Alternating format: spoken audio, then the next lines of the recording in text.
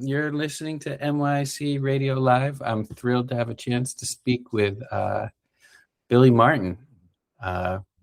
Boy, it'd be tough to give you an introduction. I could try. Well, you have to make sure that's not, anything have to do with the Yankees. The guitarist with Good Charlotte, the composer in LA who's doing cartoon movies. Wait, you're not the dust-kicking, angry manager of the Yankees? That's my favorite association, actually. Oh, yeah, he was a character. Because I'm a New Yorker, I grew up in the city. So anyway, yeah, I'm happy to be here. Thanks for inviting me. Yeah, thrilled to have the opportunity, man. And it's been awesome. I've been really diving into your. It's quite a body of work to catch up with and explore. So it's been really fun. I'm hoping to do that someday. Yeah, I know. I bet I've heard a lot of things that you have not heard in a very long time. But yeah, I guess we can start at the beginning. I mean, as you mentioned in interviews in your bio, your show business family. Yeah. Yep. Yeah. I would say my dad being violinist and my mom being a rockette. Yeah. So the Rockettes, to be a rockette, you need to know modern dance and tap dance and ballet, and I guess be a certain height and everything. So you have to be accomplished dancer, obviously. But what was your mom's like day to day with that gig? Well, she's too short, so she was on the end. They fit her on the end, because the line has to the heads have to all kind of. So if you're the tallest, you're in the middle. Uh-huh. So it's interesting little wave, But my mom was really only with the Rockettes in the 50s for like a few years. She met my dad, and then she had my brothers, and that was that. She started a dance school in our neighborhood in Inwood, in Manhattan, Upperman, at 200th Street. And she had a big school, and that was like what she did, raised us, and and had this school. Wow. So her day to day was like, she would be teaching after school until the evening. My dad was running off to the Lincoln Center he'd get on the subway and with his violin and his tux and go down there, come back. They weren't around that much. Yeah. Well, that gives you some latitude. Yeah, I actually grew up. I didn't grow up. I spent a lot. I lived in Cooper's. I think it was called Cooper Street in Inwood. Oh yeah, Cooper. Yeah, the Cooper. Oh my God, yeah, that's a street I used to walk to school. It was either that or Seaman Avenue, but Cooper was We had the Cooper Street gang, the Academy gang. Yeah, there were certain. Yeah.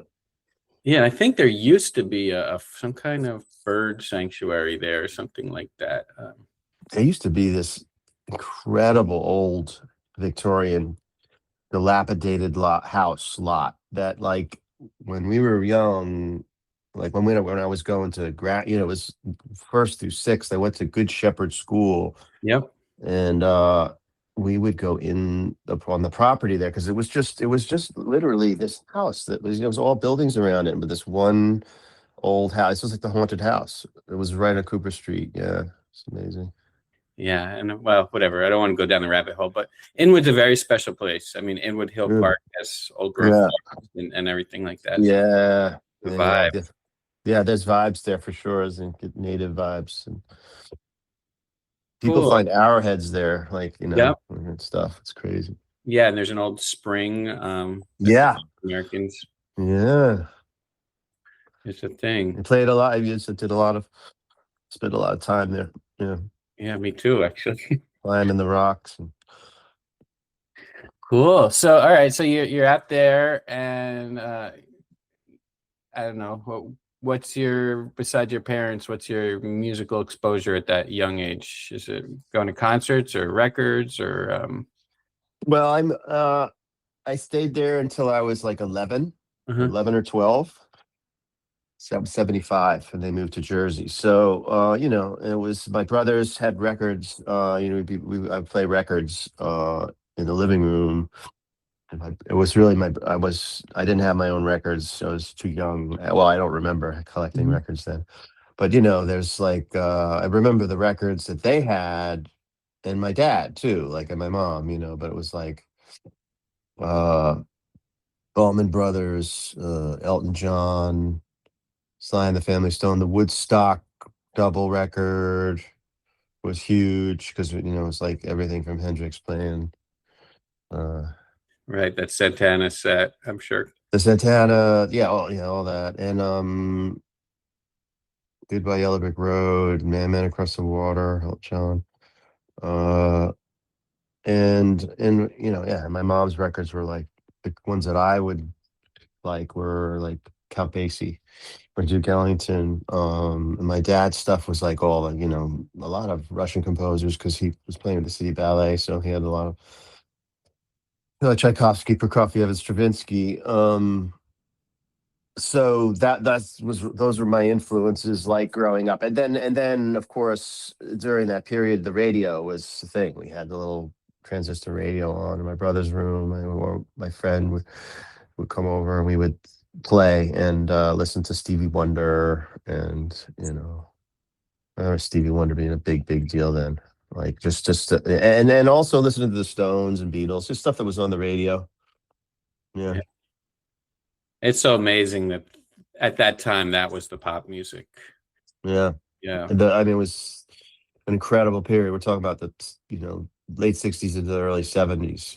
When I was in New York, and old enough to like notice, listen to music. Also, I Yeah. was Minnie Riperton. You Nice. know, it's just I really I realized who that was and what her music was at the time. It was a little blip of love that music time. Okay, and then from what I've heard, you become like a jazz, or you're playing in the big bands, and you're learning your rudiments and all that kind of stuff. Yeah, well, while I was in high school in New Jersey, when we moved to New Jersey, it was a whole new scene, a whole new culture, and it was the '70s. It was '75, so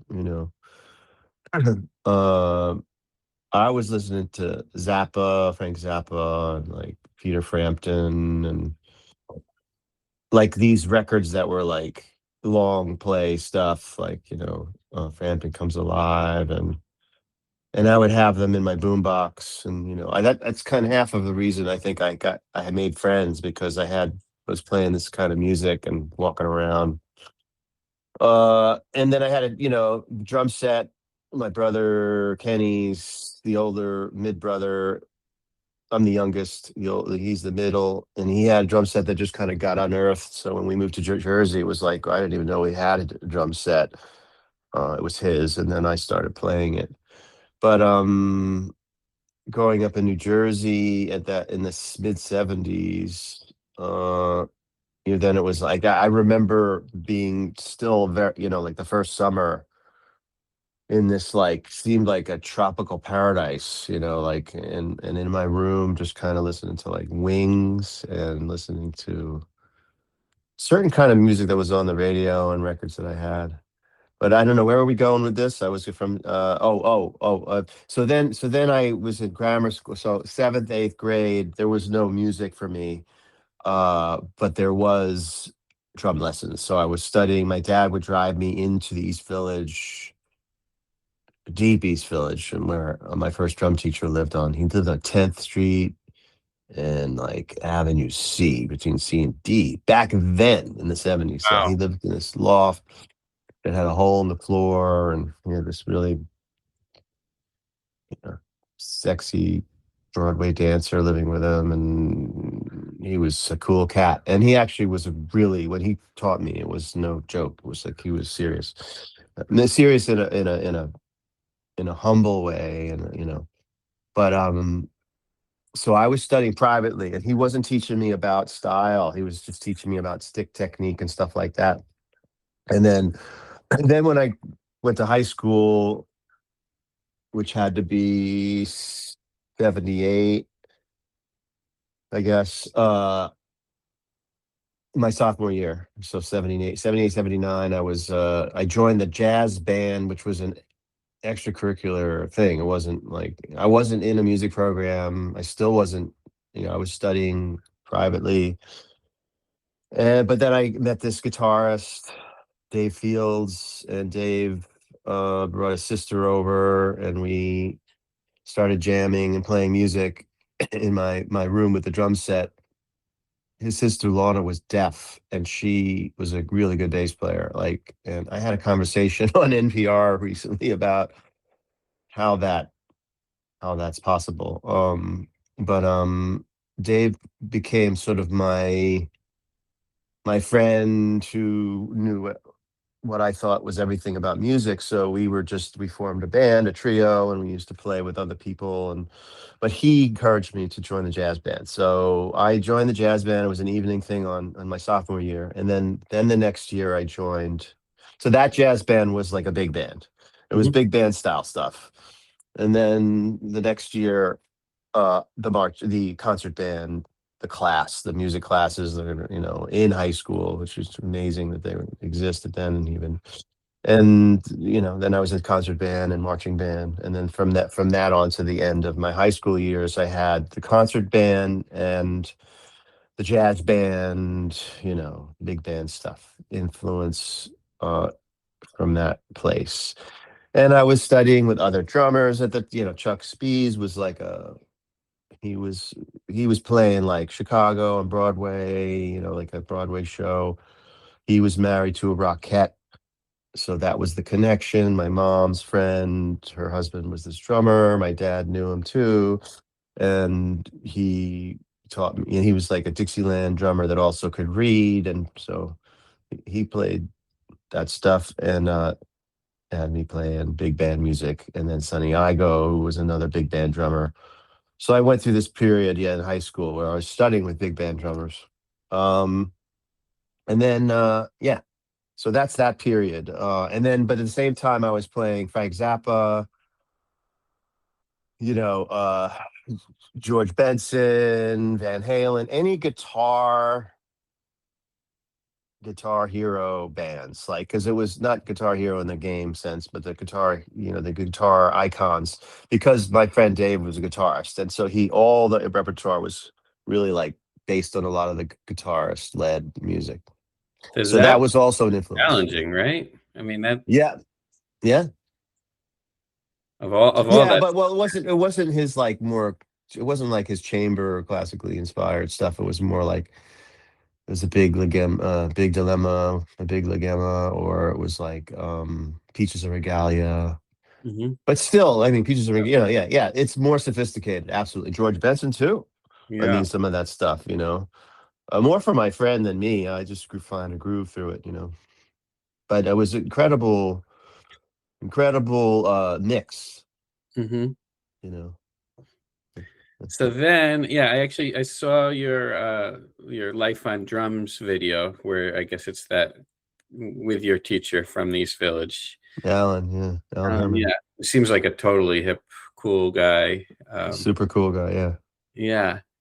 So then in that video, you were saying that it seemed like kind of the next big step was you're trying to you got cut with the samba or something like that. You were Uh, well, at the end of high school, I was like I was also not just studying with the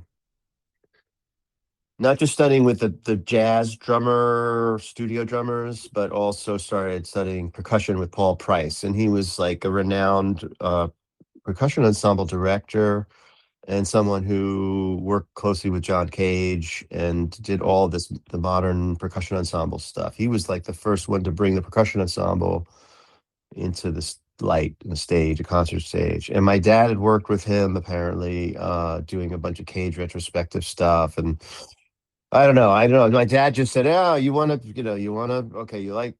do classical percussion? I know this guy, and he lives in Emerson. We were in Jersey, so it was like not Emerson. He lived in Teaneck, And so I used to go there and study with him,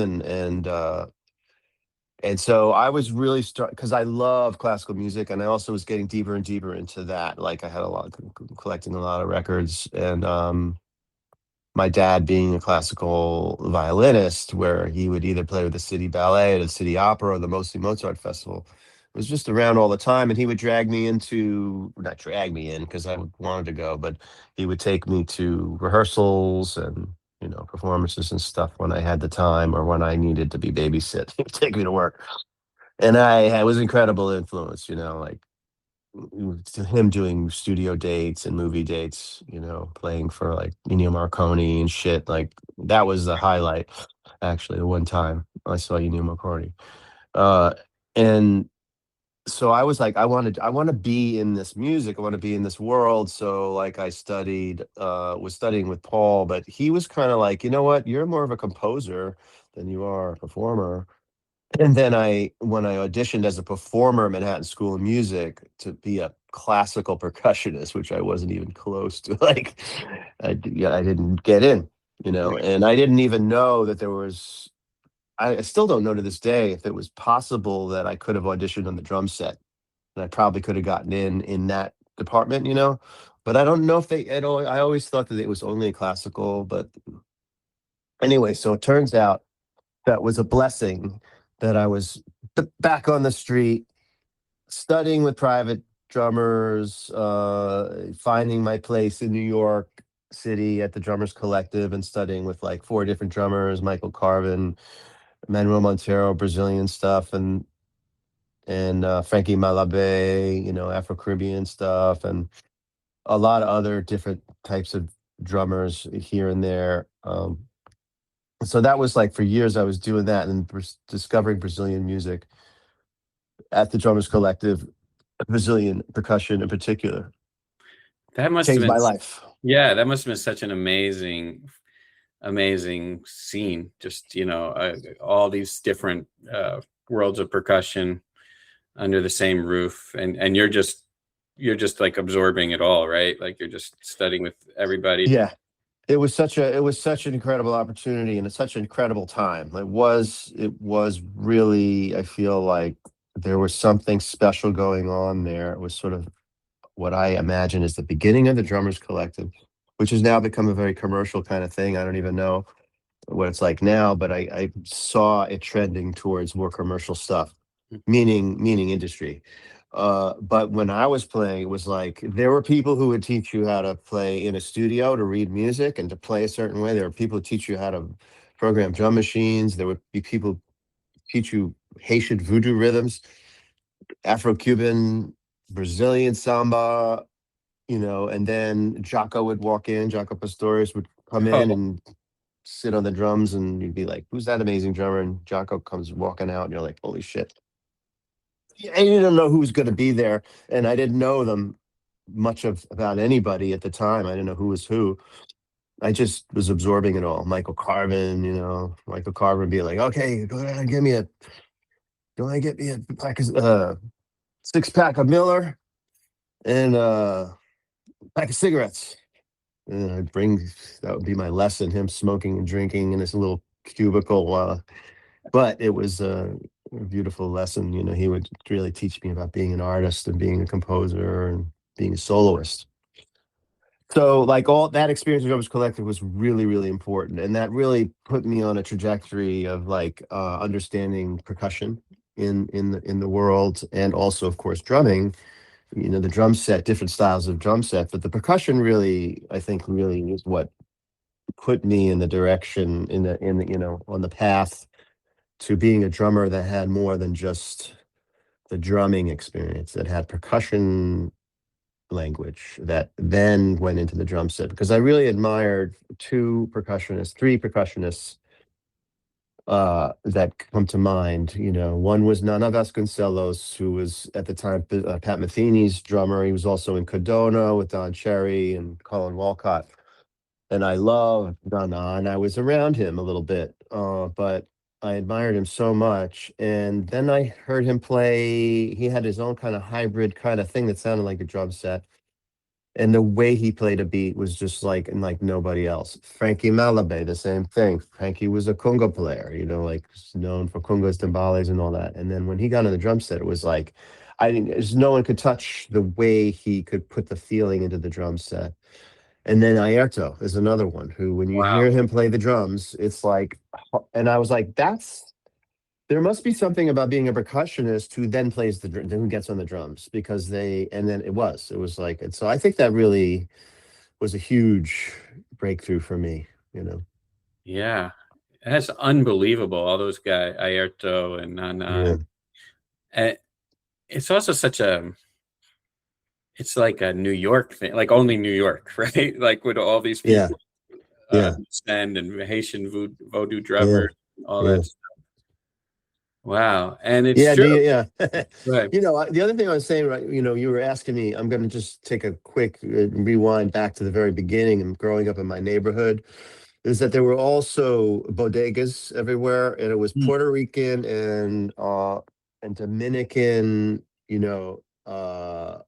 salsa music and things like that, blasting out of the bodegas into the streets, and then also people playing in the parks and stuff like that.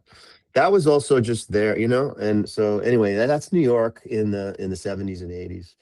Fania Yeah. All Stars and all that. No, yeah, Yeah, yeah. right. Willie Colon and all that stuff was, yeah. Yeah, so Frankie was part of that. Frankie was on a Wow. lot of those records, Yeah. And those guys must all have a vibe, right? Yeah. Like these, uh, Yeah, I think because yeah. Oh, did you? Oh, okay. So check this out. Talk about vibe in literature. Mambo Kings play songs of love. Now hmm, that book, that's a Pulitzer Prize winning author that I can't name, okay. but that book, if you read that book, you will get what it was like to be living in New York City and gigging and eating and just like like what it was like back then for the Latin musicians who were living in New York and had a scene in the 50s maybe, but that turned into a movie called Mambo Kings, which Right. sucked. It Okay. was nuts. Like, I mean, if you read the book, you're like, that movie sucks. If you see the movie, you might go, oh, it's really cool, to see people in reenacting, blah, blah, blah, and having fun. But no, the book is deep. It's deep. And the Wow. way it's written, you can smell the fucking plantains cooking at 3 in the morning with the fucking, after the gigs and, like getting high, whatever, just like you know, Yeah, there's a lot of writing coming out. I don't know if you've read Joe Boyd's book and the Roots of Rhythm Remain, but no, Roots of Rhythm is I'm also gonna, a I'm gonna topic. send it to you, man. It's Yeah. unbelievable. But he spent 17 years writing it, but he covers a lot about how the Palladium was just Oh, one yeah. block away from 52nd Street, and Mhm.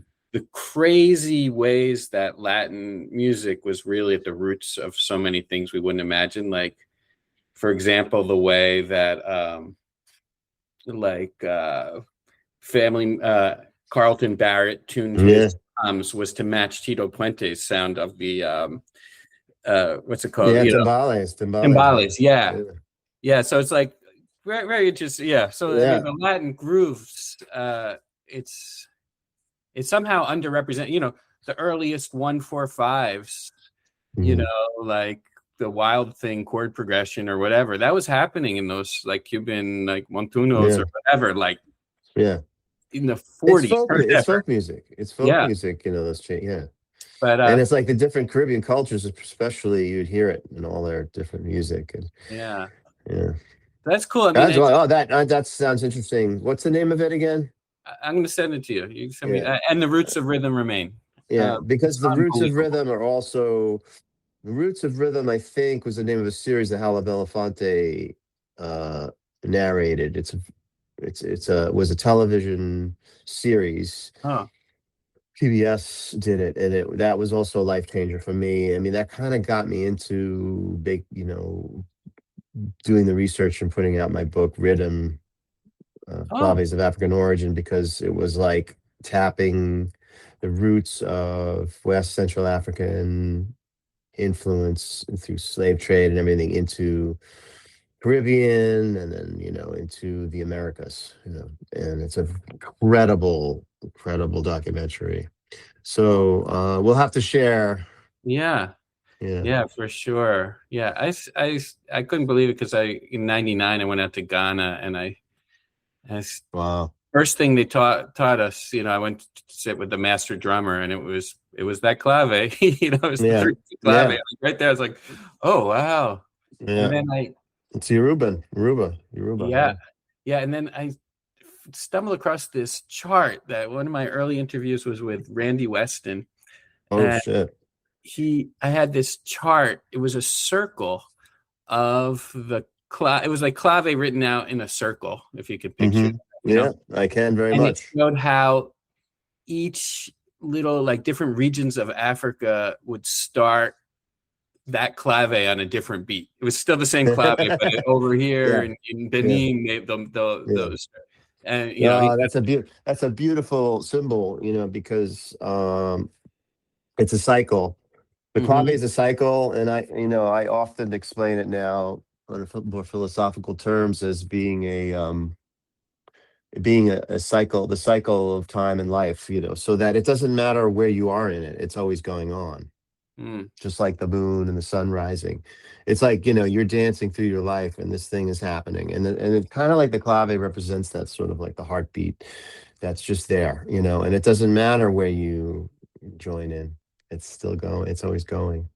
It's Yeah. beautiful. So I mean, and I guess that this you're having these.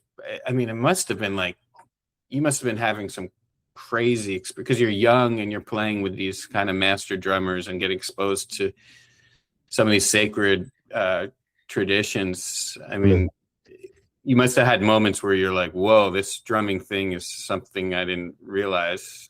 Yeah. No, I was opening me up every time I got together with them, and some of it was hard to understand, and not ready. I wasn't mature enough on certain levels to kind of understand, how deep the information was. But there was definitely, like, if there was anything that I was driven by, it was the musicality of how, and the sophistication of the drumming. So it was like, it was pure music.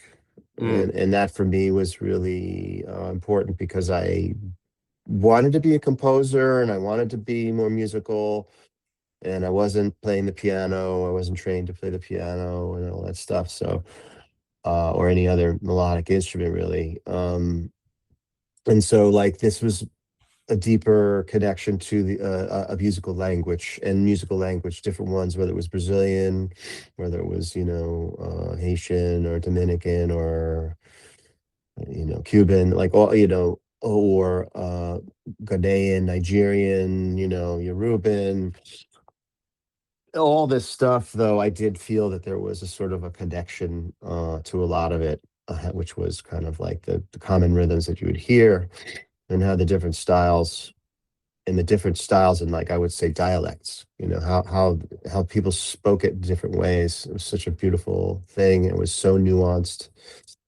So that's what, for me, um that's was the umbilical cord. yeah. Knowing that it was musical, knowing that, feeling how deeply musical it was. And I think the thing that really grabbed me the most at the time was samba. Was Brazilian samba, batucada, carnaval. Well, not carnaval, but batucada, samba. Baião, the northern Brazilian music too. And kind of just, being introduced to not just the culture, the music, but also to other really legendary jazz artists that were, like, really digging deep into it, whether it was Pat Metheny or Bob Moses or Jaco or Bill Frisell, even. Like, I don't know. I met Bill through Moses, so it wasn't like he was checking out Brazilian music necessarily, but it was a thing in New York in the Mm, '80s. Brazilian music was a thing, and Sounds of Brazil was a club opened up, and that was like such a cool place. And I used to play with Brazilian bands there, like Peggy Boy and stuff, as a sub, with the gringo sub. Yeah, and then I guess Bob Moses kind of took you under his wing a little bit, right? At the drummers. Yeah, a lot, a lot. You know, he saw me at Drummers Collective. He came to a class because he was trying to think about his next record. I think maybe he was just cut back from Brazil and Mexico on a hitchhiking trip that he did through the whole South America, and he came back after hanging out with Hermeto Pascual, and he just wanted the Brazilian thing. And I think he went to the samba class to just be around that sound again. And then for some reason he asked me, if I would like kind of just workshop with him like at his place, like with it because he's writing some music. And then I asked other people like who's this guy Bob Moses? He asked me to go to his place. And they're like, "Bob, he's a legend, man. You better go." I said, "Okay." And then I picked up his record, When Elephants Dream of Music, and it was like so beautiful, the experience listening to that music, looking at the album cover, looking at all the people who were playing on it. Nada was on that record. Everybody was on that record. Gil Evans even wrote a thing on the cover, like on the sticker. It was like Gil Evans wrote about the record. I was like, wow. But Yeah, I didn't really know who any of these people were. I was just like, and he took me under his wing, and it wasn't like he was like just took me in as a like a son. He just shared every and but not. It was on the same level, just like my first drum teacher, Alan Herman. We were on the same level. He would always treated me. Whatever he did, he would share with me. hmm Whatever, it was always like there was no hierarchy there. But then when it came down to working on something, I was just good. I just was a good student, unquote. So with Moses, though, I wasn't studying. I was learning the hell of a lot, but I was there just to help him. I could play the agogo bell. I could play the snare drum. I could play all the Brazilian parts, and that's what he wanted. He wants someone to be able to hold that down while he played the piano or whatever he was, playing another percussion part. So that was the beginning of my relationship with him, meeting him at a drummers collective at a samba class where I was already kind of mastering, the rhythms in a way that he noticed. and he's full of like incredible stories and history, right? Like, I mean, he's one of the great storyteller. Yeah, he's yeah, incredibly colorful, playful spirit. I saw a video of him telling a story of him bringing Rasan Rollin Kirk to Oh, meet Mingus. I'm sure he told you that story. oh yeah, Yeah, Mingus, when he yeah, played multiple saxes at the same time, Mingus fell right off the piano benches. yeah, um, yeah, yeah. wow. Great stories. And then, yeah, and then so I was listening to that album that I guess it's called Visit with the Great Great Spirit. spirit. Yeah, That album is incredible. I know. It's one of these records. Yeah, one of these records that's under the radar. Yeah, Holy yeah, cow. Yeah. Yeah, I was under but it captures that whole spooky mystical like that the jungly side of percussion and music, and then also mixes it in with some old school big band and samba arrangements and stuff like that. yep. uh, I was there for all of it. Yeah, that's when I mean, that basically was the period where he was developing that music, and then I was in for the whole process. And he was basically like, yeah, you're one of my percussionists, but you're also like helping me like take notes and produce and be there.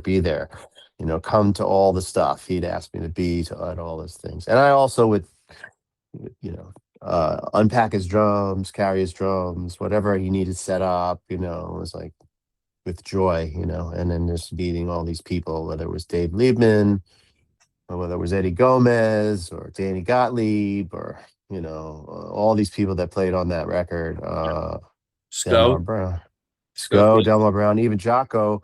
So Jaco was originally on that track that Sco's playing over, that samba track. Yeah. And that story was, like 10 in the morning. We're at Grand Vision Studios, which is in just below Canal Street. And here comes Jaco. We see him. We're waiting, and here he comes out of the cab. We could see him from the window. He comes out of the cab, and he's alone, kind of getting out of the cab, and he's holding a bottle of bourbon in one hand, and he's holding the guitar, his bass guitar, with no case, and he's balancing the bass guitar with one hand and walking into the building.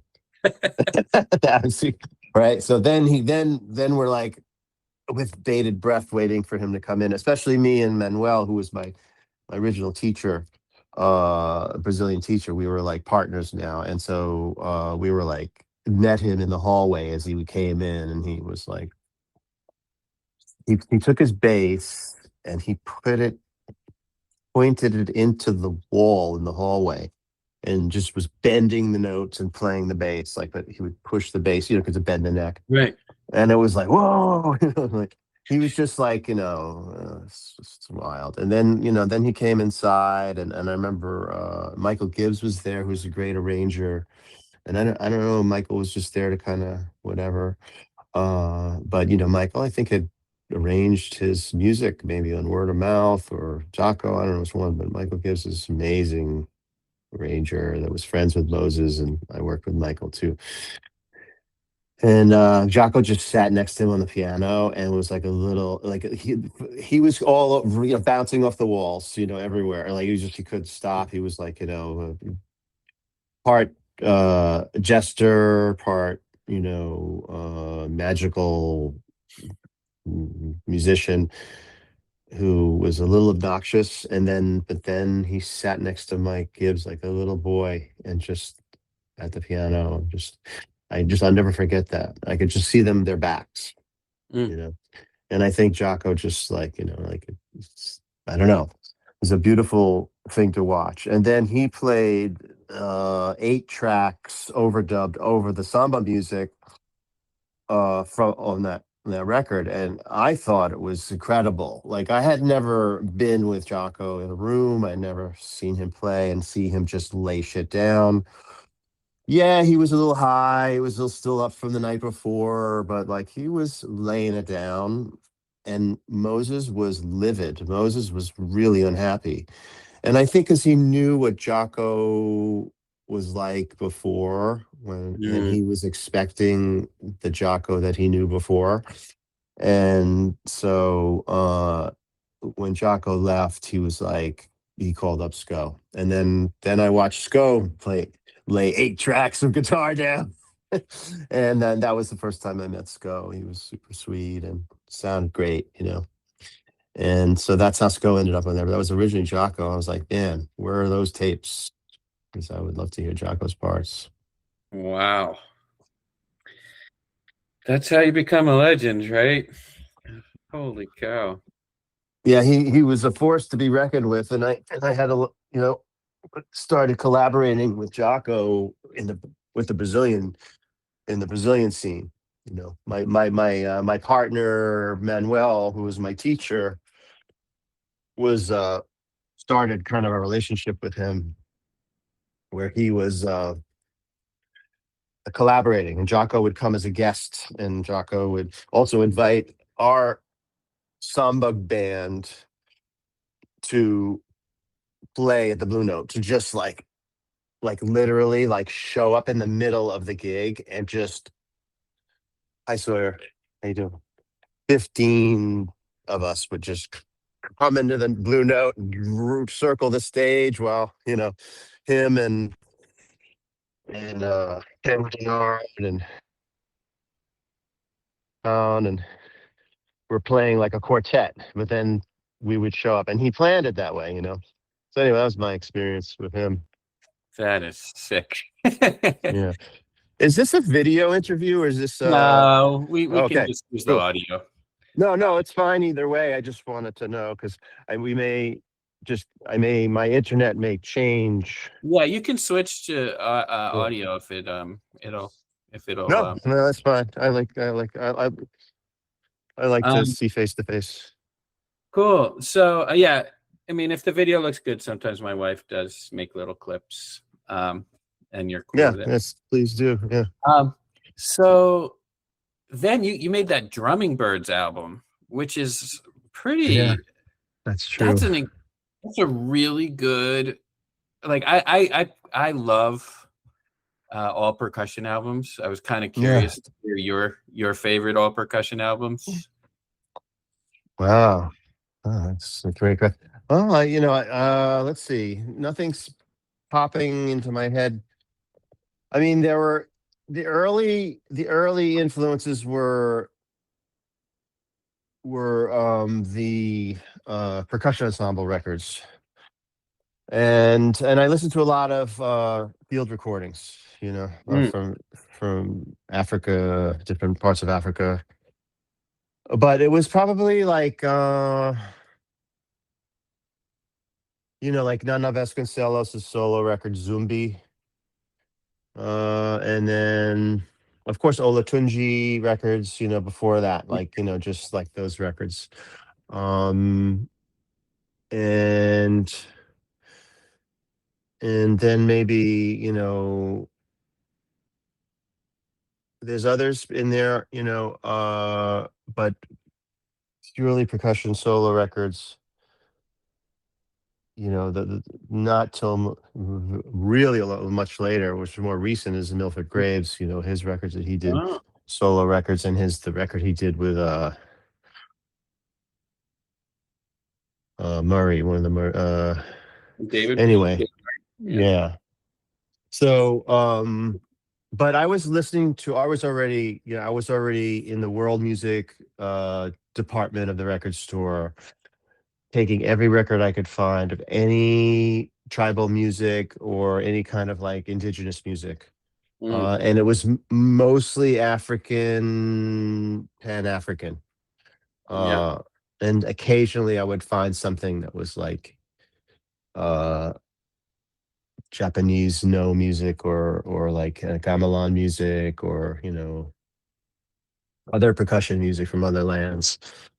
Um, so that was a big influence, just listening to that stuff. But playing drumming birds was like a kind of a fluke. I mean, we already went on a tour in Europe to play to do a three drummer, three percussionists, whatever you call us, drumming birds group that he had put together. It was me, him, and Manuel. And Manuel couldn't get his green card. He couldn't go. It was sort of the last minute. So Bob and I went, and then we ended up sitting, sort of playing with other drummers that were in different places. And a lot of times, there wasn't a third drummer. So we would do a duo in front of a huge audience. It was crazy. But another time, and then there was half of the tour. It was like a week or two tour, and then like but a good, maybe a good 3 or 4 gigs, maybe with Nene da Silva, who was Hermeto's drummer, also Uh, Egberto Gismonti's drummer. Nene da Silva was an incredible drummer, and so we had a trio with him. I mean, I'm like a pimply freaking 20-year-old or something. I don't know, and I'm playing with these guys, and then so when we get back, we went into the studio with Nene and Bob, and Bob was so upset with the promoter that, like, had him in the studio making a record, was part of the deal. And something went down with him and the promoter, and he literally told us, let's pack up everything and let's get the hell out of here. Like, I'm leaving. I'm not doing this record. And so we were set to make Drumming Birds record somewhere in the Netherlands, and in a studio, a really nice studio. It was a cool place. Like we all literally like ran away. We was like fugitives, and somehow we got back home. And then later he called me up. He said, yeah, that the promoter's like, he's got some legal stuff like in a contract, and we have to deliver a record. Do you think we could make a record? And I had told him that my dad had an 8-track, set up in the basement of my house. So he came over for a week or something, and we recorded this record. We made the record, and of course, what makes it special is his imagination, his concept, and then our playing. Yeah, I mean it's got a wide range of stuff. It has that kind of Olatunji-ish, some of those grooves, which are just has a Rib. big sound, and then you have some Mm. stuff that really capture like kind of that 80s, the hip hop sounds, where I guess you're doing some Gated stuff, MIDI, yeah. you Yeah, well, know. he really wanted like that. See, with me, this is the thing with him. He's always in the moment and in sort of up a certain kind of thing where he's like he's not looking back. He's kind of looking forward. So he's Yeah, like, I'm this kid who's into like hip hop, and I don't even know if what was called hip hop then, but just like this idea of this kind of certain style of producing beat music, like dance music. So but and then I also had some effects. I had like a flan, I had like a digital delay, and I had this and that. And he was like, turn that shit up, man, to the max, and I right. would be, so he would have me turning up the effects on things. He loved that. And I was like, oh man, I like the pure thing, just pure. And he was like, no way, man, we got to like push this stuff. And I learned a lot from that because it was not just technically like producing like that, but it was also playing like that. Mm, Go to the max, go to the extreme, do some crazy, try some outrageous stuff, get radical, mm, So that record is kind of a combination of that, the yeah. radical sort of exploration of like how you can present music. So then I guess around this time, that's we're getting you're hooking up with John Lurie, right?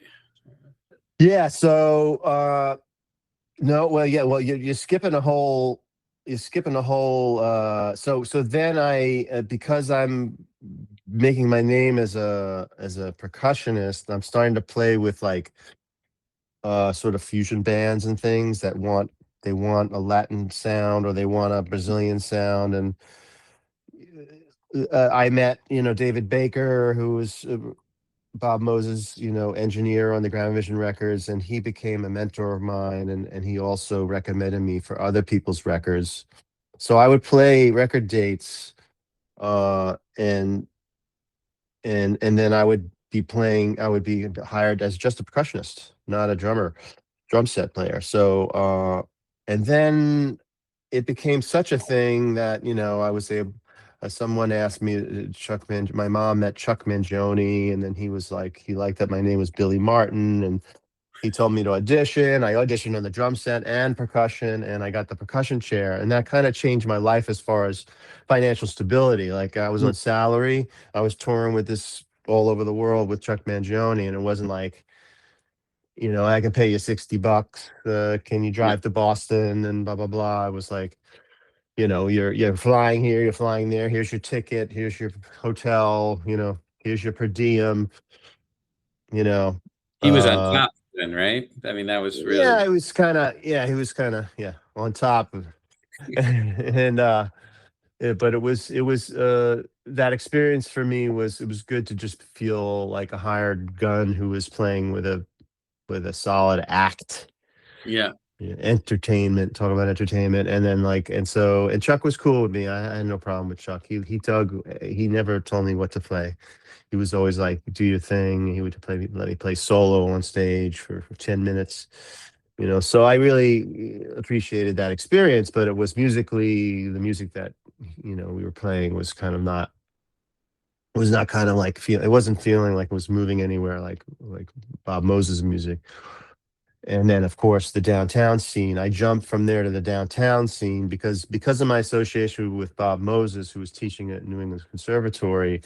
There were musicians there that were from New York that studied with him, whether it was like Orrin Blodow or it was like Dave Fujinski, or it was like other people that kind of like had heard about me or played with me in Boston, because I would come up just as a guest percussionist. I wasn't studying there. And then some of these musicians came back to New York, and they're like, okay, so John Lurie's looking for a percussionist because this other percussionist isn't working out, and they have like one more week left, or 4 more days, like whatever it was before they hit the road in Europe. And he called me up and he said, "Hey, dude, you play congas? And I said, nah, well, I'm more of a stick drummer. I was being honest because I used to just tell people I play anything, even if I didn't. He was like, so, no, I said, yeah. He said, so play them with sticks. I said, okay. And that set off a whole new way of playing, like what I call the Burundi style of playing.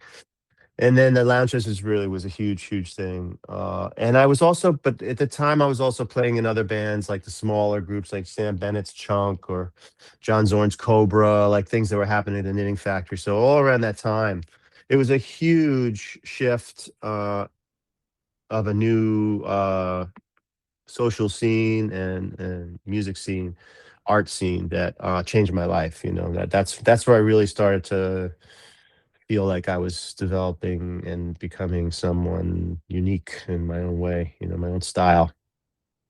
Yeah, I can imagine just being around. You can't not be influenced by when you're playing in Zorn's ensemble, right? I mean, Yeah. that has to have an effect. Zorns and Lurie's, all of it, it's just sort of like they're really doing something unique.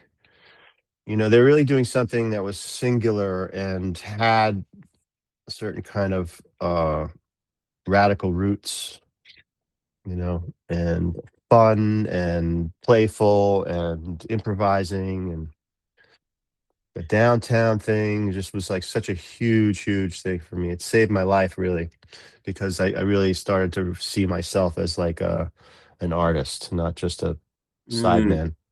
right. It's almost the polar opposite of the Chuck Mangione gig, right? It's Yeah, like, almost. But the fact that Chuck gave me a voice to play a solo for 10 minutes in front of his audience was like, he didn't do that with the drummer. He didn't do that with anybody. I was the only one where he had the whole band walk off stage and leave me there, wow. to just do whatever I want. And it was like, but it was still more in the mainstream Yeah. arena It and wasn't not in the, Cobra. it wasn't, yeah, it wasn't Cobra, wasn't lounges, it wasn't like an art audience. Yeah, and then like I found that there's something about John Lurie where I don't. You talk about like singular. There's some singular like vibe that pervades everything he does, and I don't know how to put my finger on it. I don't know if you know you can relate to what I'm saying. Um, Yeah, I can. Yeah, yeah. sure. I spent enough time with him to see. Well, basically, he's his own. He's an artist. Like he's a visual artist. He's a literary artist. He's a he's a musical artist. He's a conceptual. All these things. And like I mean, from being a roommate with Basquiat, from Basquiat being a roommate with him, and being around all these like really super downtown innovative people. And also, he also listened to jazz, but he never played standard jazz. So that sound, and then also listening to something maybe like Nigerian music, maybe Fela, and then like loving the African and Caribbean music, and then sort of like absorbing that language in a way and doing this sort of punk jazz big band with all wearing suits playing like radical, stuff. And but anyway, yeah, he's like I always coined him as a director. He's a great director. Like with the band, he just had a way of putting everybody together and composing music, having ideas and letting them grow, and then turning it into almost like an act, a scene, a movie. You know. And I think you told me when we met that he was the one that got you to start doing visual art as well. Was He that didn't him or know it was actually Moses oh was Moses? my biggest musician influence, a musician band leader who made his own album covers and his own artwork and his own direction. And I really followed that. And we would draw. Moses and I would draw everywhere. He took me to Hawaii for a couple of weeks to make a record for some other band. And we produced it together. And we would, when we were in the control room listening back, we'd have all our like paper postcards, and he'd have his watercolors, and I'd have my like crayons and markers or whatever, and we would draw all day long, on days off, and smoke weed and draw and hang out on the porch and drink coconuts and walk in the jungle, swim. And that was a huge influence. I was drawing since I was very young. My dad had us all drawing and stuff, so I was always experimenting with color and drawing since I was young. And so it just kind of led to, wow, this guy makes his own album covers. So I want to do that someday. And then John Lurie was like another level of like, and he didn't show his art then. I encouraged him to exhibit his art, and we did some shows together. And that just evolved into like deeper, being in the downtown scene. It became a deeper exploration of who I was as not just a drummer, but also a visual artist. I had an exhibit at the Knitting Factory, the original Knitting Factory, and that's when I met Medeski. Well, I was already with Medeski then, but so from the Lounge Lizards to from Medeski Martin Wood. Yeah. Yeah. And then you got so you hook up with Medeski Martin Woods, and then you guys are like, yeah, pure, like one of the big, from my seat, it seemed like you guys were one of the big attractions in you guys had a spark in that Knitting Factory downtown scene. Like I remember Yep. hearing about you guys, like, yo, man, there's something happening. There's this like amazing like group down there. Yep. And Yeah, I want to hear what that was like. So you heard there was some well, buzz going I on. just heard. I mean, I was born in '77, so I guess you might, I don't know, have a few years on me. So I had like my one hip friend, and like like you needed to back then, and he was telling me, boy, I'm not sure if we were in high school or if it was earlier, but he was Yeah. saying, yeah, there's this group like Medeski Martin and Wood, like you have to check them out, kind of thing. Uh-huh. Like there's something happening. And then I got exposed to you guys, like a lot of people like in college saw you guys play at Binghamton University. That would Yep. probably be like early what would that be? Mid 90, 90s. yeah, 96. And by then you are already like required listening for a certain type of like for the Deadhead, Fishhead. Yeah. I'm not sure why you guys were the band that Oh, I know Um, why.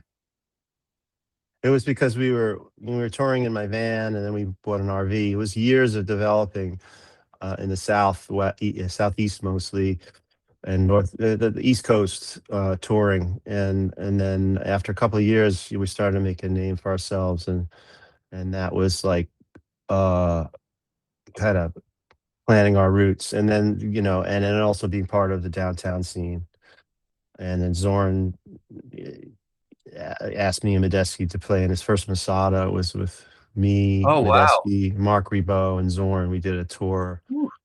in Europe and Mediterranean countries for a couple of weeks, and that was another thing that was like. So we were, yeah. I think people were talking about us because we were also this cathartic type of jazz band.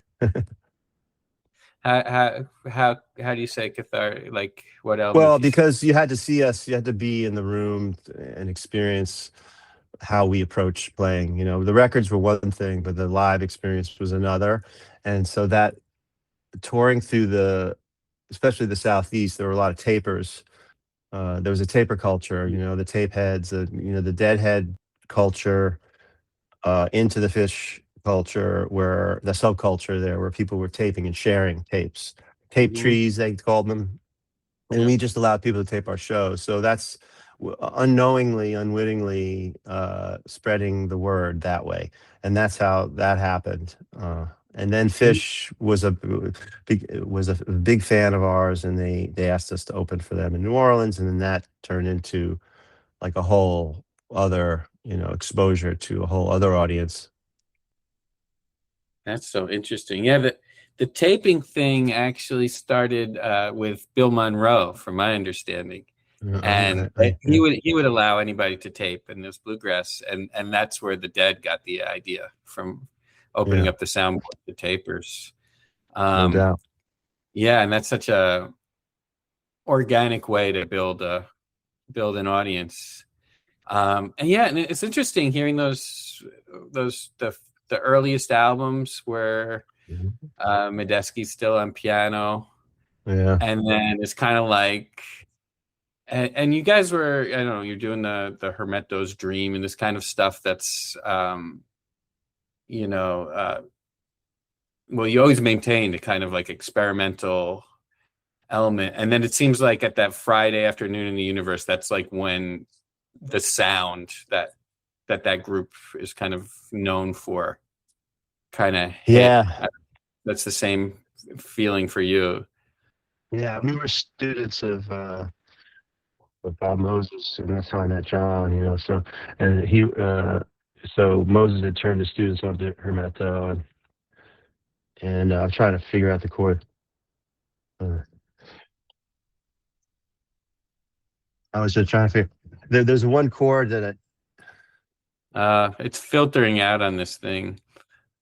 yeah. Anyway, it doesn't matter. Yeah. But that was the Hermeto's Daydream and went into Friday Afternoon Universe, right?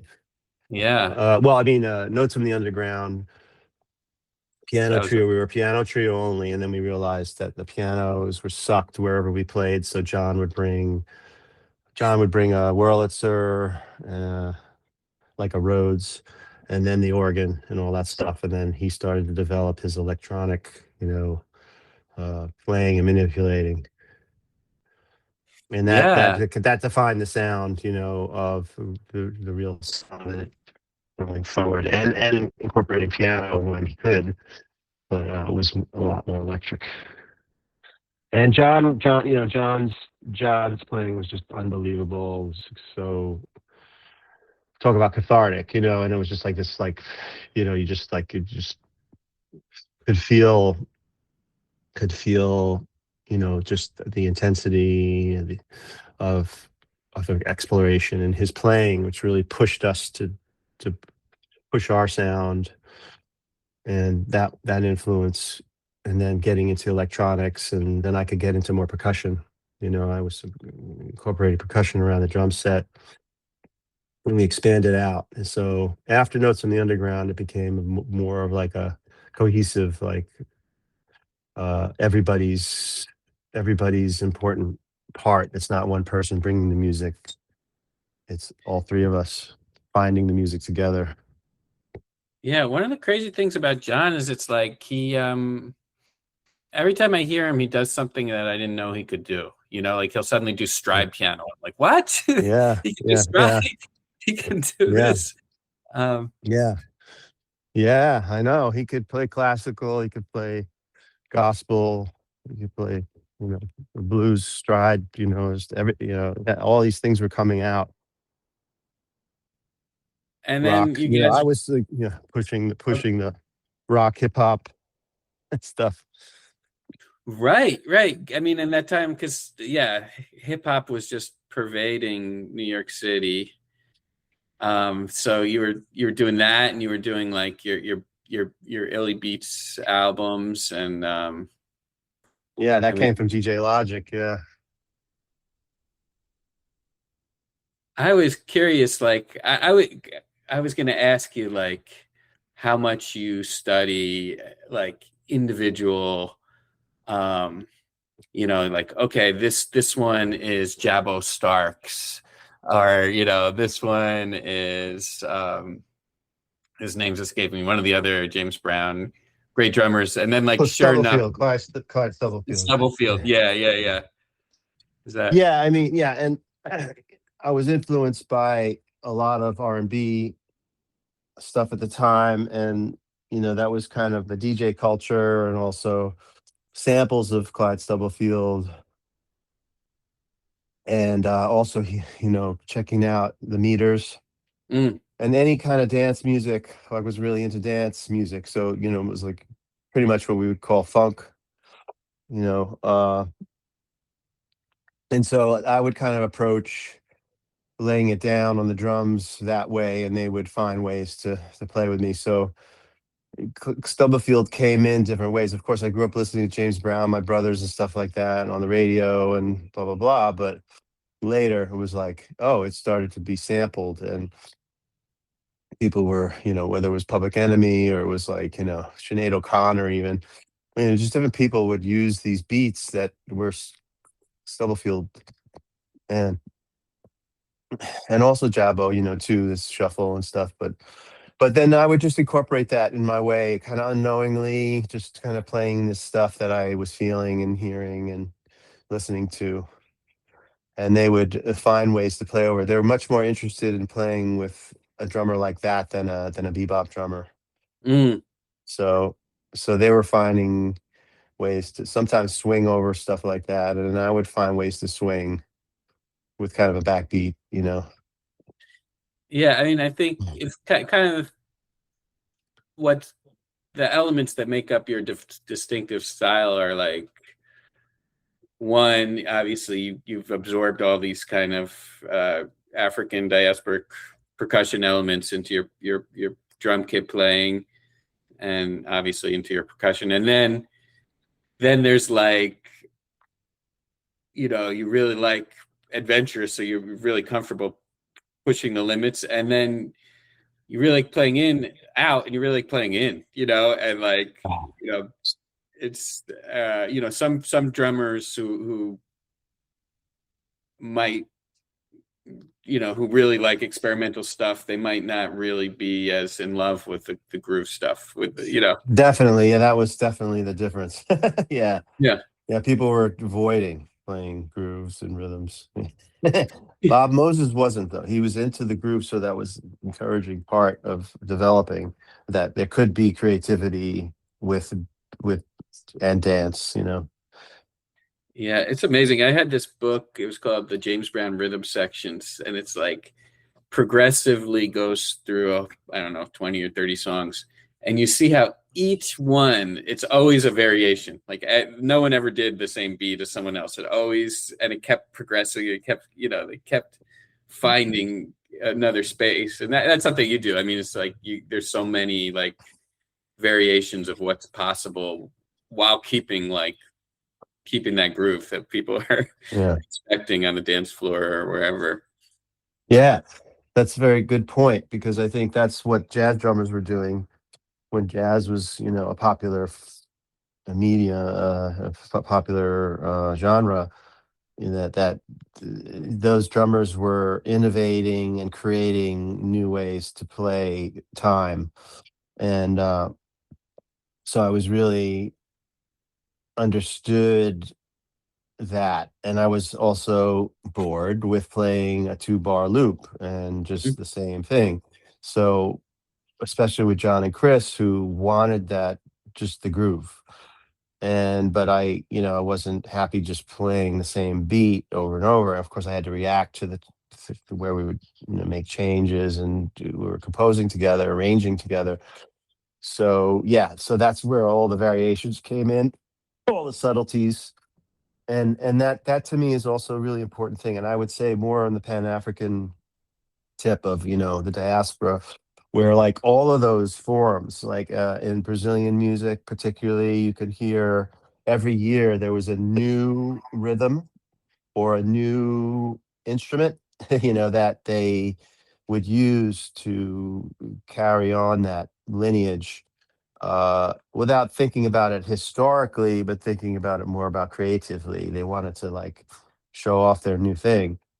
And I think with James Brown is a perfect example of like how the groove was so important, but then they were innovating all the time. It was changing and growing and surprising, and that was what was exciting, because it was living. It was living, growing, evolving all the time.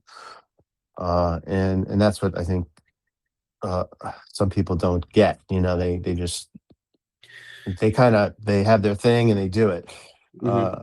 but they're not necessarily pushing and evolving, ways to approach even the same music, like, okay, we're gonna play it differently tonight. That's what was for Medeski Martin Wood. It was like always like, can we not play it like exactly the way we played it last night? How do we do that? Yeah, and then around this time when you guys were really hitting big, you made a couple great albums with Schofield, who is so complimentary to the Medeski Martin and Wood. Like, and one track, I guess it's a more recent one, but I can't get over the you guys do the amazing dub version of "Sunshine of Your Love," and I'm Yeah. like, I feel like that alone, that could be like a whole project. Like you guys could recreate one of those classic like King Tubby albums or something like that, or for a Halloween Oh show, yeah. like that. Because that, I mean, it's so amazing how it's you guys were like doing the thing, you know. Um, Yeah, the dub. I mean, the dub thing was really big for me too. I had been to the Grill in the '80s, and when I was playing with Chuck Mangione, I met this woman who from Montana, and we went on a vacation to the Grill, and I got all these mixtapes that they were selling off the street, and then the dub style, the dance hall style stuff was like.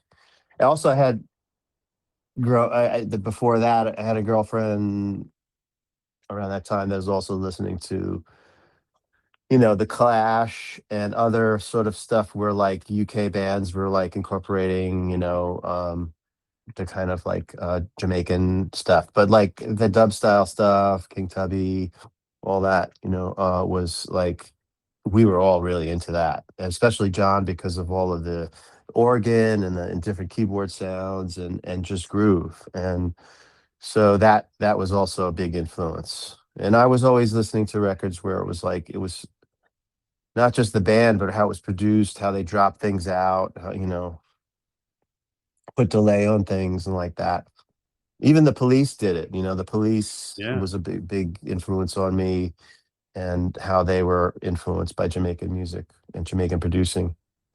yeah, and that like that rocker's rhythm is like the delay is part of the is the rhythm is part of Yeah. like Yeah. uh, Yeah. It's an extension. It's another instrument.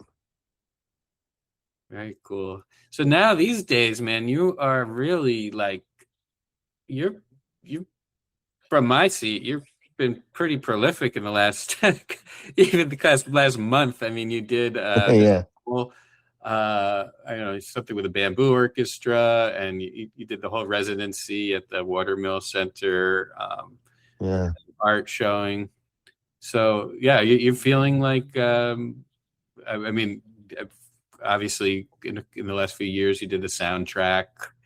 Um, you've been yeah, you're feeling like productive, like you're like in the flow. Yeah. Yeah. I'm living the dream. I've kind of shed a lot of the garbage of like things that were pulling me away from creativity, and kind of now I'm even more I'm really digging deeper into my visions, so whether it's the bamboo orchestra theater, or it's making illuminated sculptures, carpentry, building bamboo instruments, all these things are the extensions. And also visual, it's visual art, illuminated sculptures, but also drawing, and just continuing to do that, and write and compose, and like, yeah, getting a soundtrack every once in a while where I'm composing new music and I'm able to hire other musicians and realize, soundtrack stuff. All this has, been the past 10 years have been more prolific in that area. I've always had my own record label, so like I'm every once in a while I'll release something that's just like as pure as it can be, coming from me, coming from my vision, producing records and composing music. So yeah, I'm in this. For me, this is like what I've been working towards my whole life, is sort of realizing my own way of making music and my own way of making art. in more fuller sense. So, uh, feel free to avoid this question, but what was, or dance around anything, but what was the kind of garbage type things that was kind of you felt was holding back from this like self actualization? I think, ultimately it was anxiety and fear, and sort of a neurotic kind of sense of like having to think about making money and providing for the family, which is a responsibility that is, important to me. But the way I was going about it was avoiding like the resources that I had been developing for so long artistically.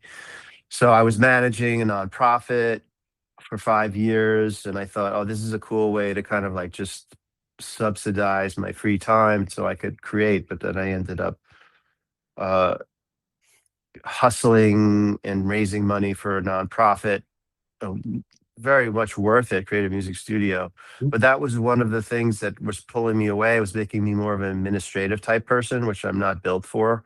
Yeah. I mean, I have, like, as Moses said, early on, you got both sides of the brain going, man. Like like you're going to be so successful because you're not only a creative person, but you also technically can, like, put things together and blah blah blah, and use that part of the brain. And I thought, okay, yeah, I'll use that part of the brain more and get, work off of a salary and manage this nonprofit. And it kind of got the best of me, but also a certain kind of neurosis and like trying to figure out, how can I do this, how can I make a living without touring. I didn't want to tour so much. I wanted to be home because I've been touring for 4 decades, more. And I was away from home a lot, and I was just so tired from touring and traveling and performing that I didn't have really much energy to kind of wake up and just go straight to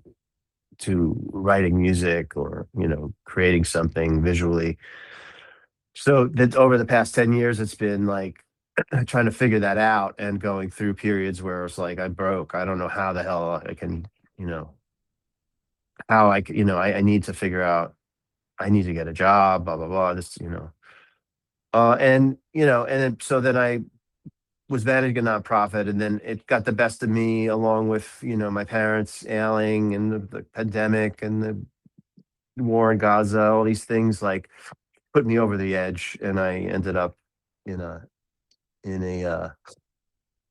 for 10 days, I was in a psych ward in my town here in Englewood, good hospital. But Dizzy Gillespie had a has a they take care of musicians there. So it's really Mhm. cool. But anyway, so I ended up in the psych ward where I was almost dead, like really just like completely fried and worried, and fear and all these things got the best of me. And then after that, I learned that really shed, sort of a death rebirth of realization of putting my energy into the things I really love, no matter what. And it all of these things started to, with the time I had to rest, I started to get in deeper into my vision and producing the visions, and then somehow able to kind of like make a living doing it, living more like an artist and less like an administrative person, or a 9 to 5 kind of job.